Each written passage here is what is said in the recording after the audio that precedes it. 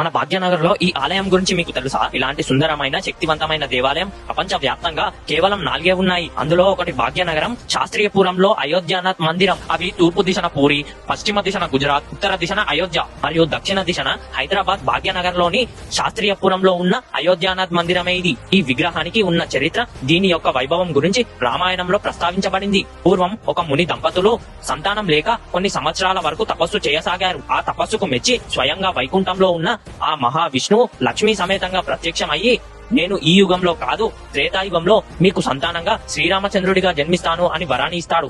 అప్పుడు ఆ ముని దంపతులు, స్వామి, వచ్చే యుగం వరకు మేము ఉండము కదా, మాకు వేరే జన్మంటూ ఉంటుంది కదా, కాబట్టి స్వామి మాకు ఇప్పుడే మీ దివ్య అవతారాన్ని చూయించండి అని వేడుకుంటారు. అప్పుడు ఆ భూమి మీద శ్రీరాముడిగా అవతరించక ముందే దివ్య అవతారాన్ని దర్శించుకుంటారు ఆ ముని దంపతులు. కానీ ఇప్పుడు ఈ దేవాలయ పరిసర ప్రాంతాలలో హిందువుల సంఖ్య శూన్యం అయినా ఈ ఆలయాన్ని సాక్షాత్తు